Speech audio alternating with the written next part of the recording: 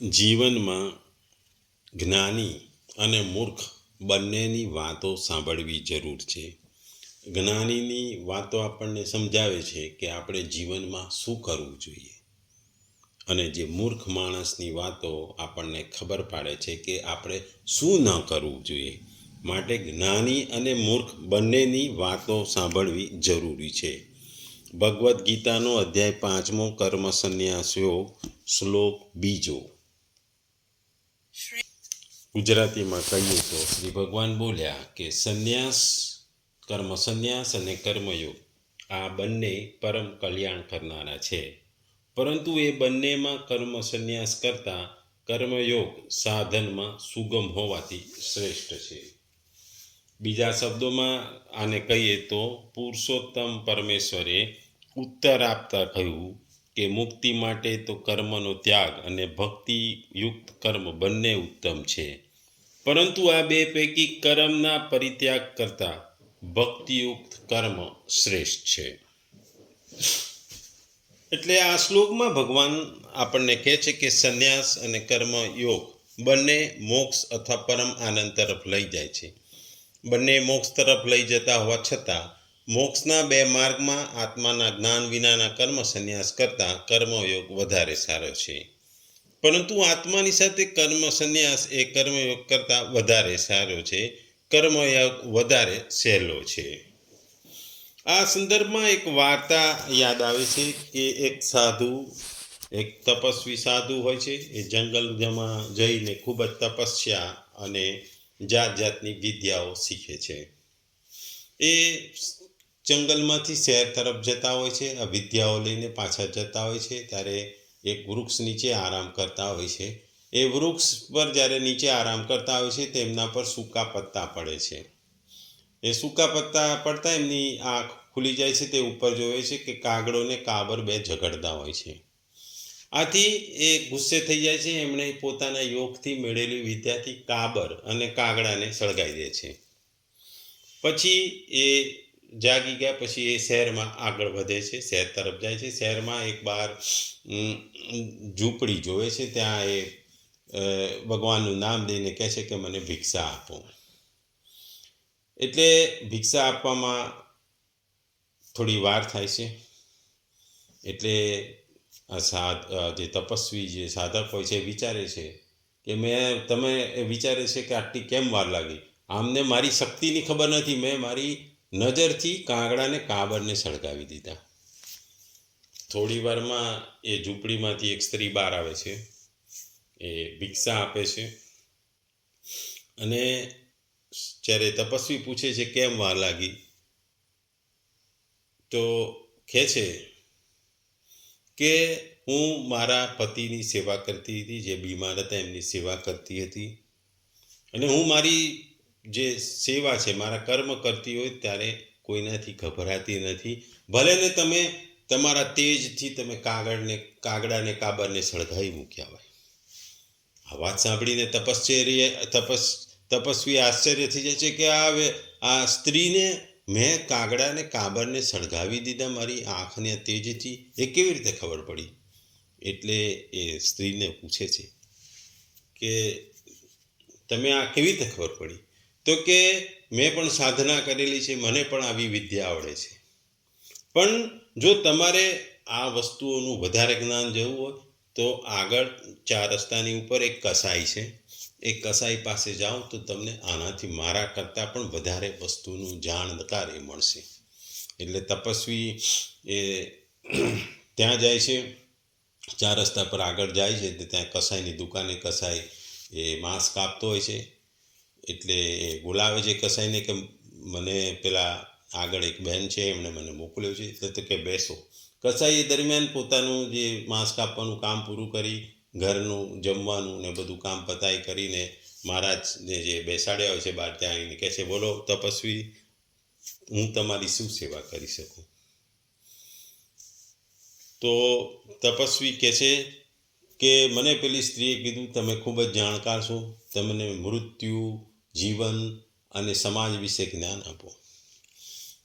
એટલે એ કસાઈ ધીરે ધીરે એ તપસ્વીને મૃત્યુ શું છે, જીવન શું છે, સમાજ શું છે, એનું બધું ધીરે ધીરે જ્ઞાન આપે છે. એ ધીરે ધીરે વેદોનું પણ જ્ઞાન આપે છે. એ ધીરે ધીરે તમામ વેદો અને શાસ્ત્રોને અઘર્યામાં અઘરી વેદોનું પણ એક જ્ઞાન આપે છે.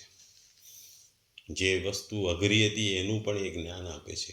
એટલે તપસ્વી આશ્ચર્ય પામે છે અને એ કસાઈના પગમાં પડી જાય છે અને કહે છે કે તમે ખૂબ જ મહાન છો, તમે ખૂબ જ જ્ઞાની છો, છતાં તમે માંસ કાપો છો, તમે તમારા સમાજમાં રહીને કાપો, પણ મારી તપસ્યા કરતાં તમારી તપસ્યા ખૂબ જ અઘરી છે.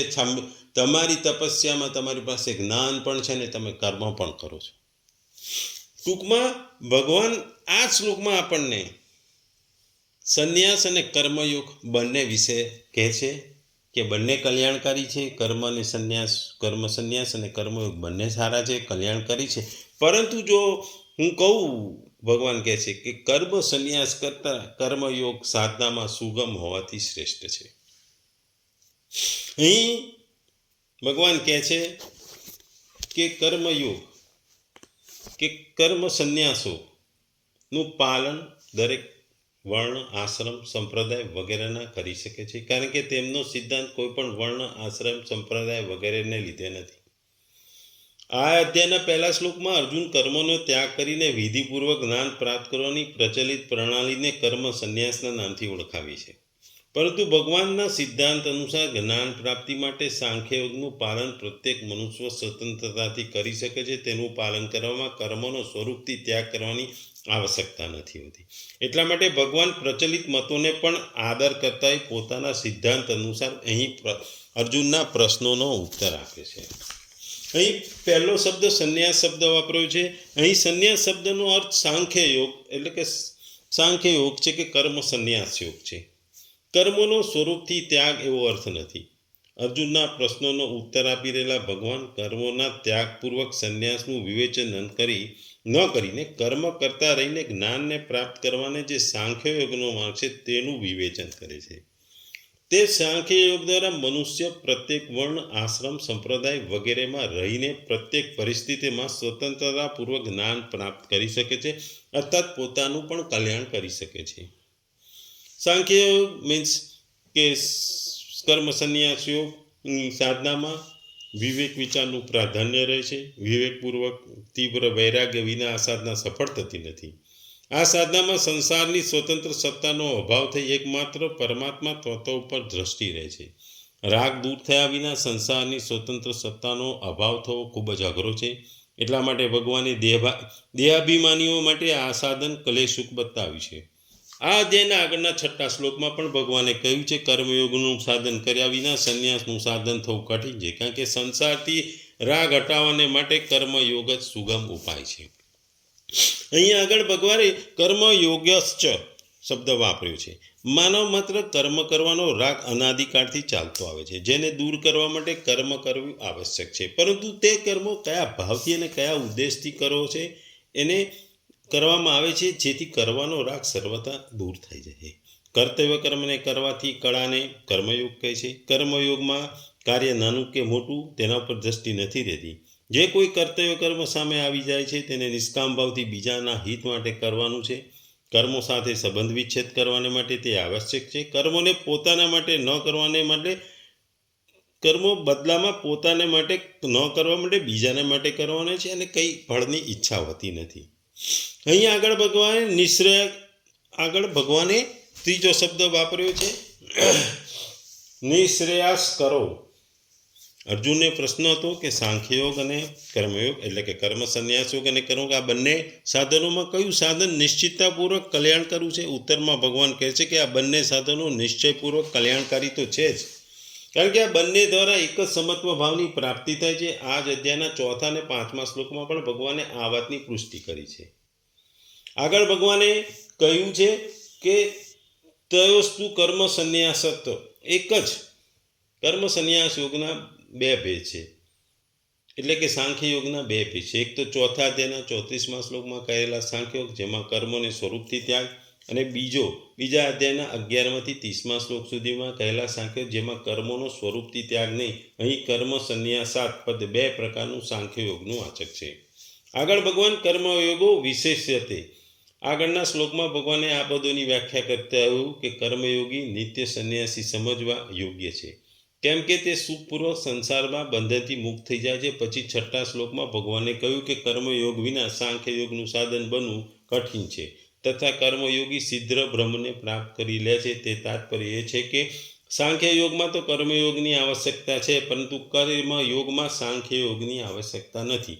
એટલા માટે આ બંને સાધનો કલ્યાણકારક હોવા છતાં પણ ભગવાન કર્મયોગને શ્રેષ્ઠ માને છે. કર્મયોગ વધુ સારો છે એવું અહીં ભગવાન કહે છે આ શ્લોકમાં. એટલે ટૂંકમાં આ યોગમાં કર્મ સંન્યાસ યોગ અને કર્મયોગની વ્યાખ્યા કરી છે.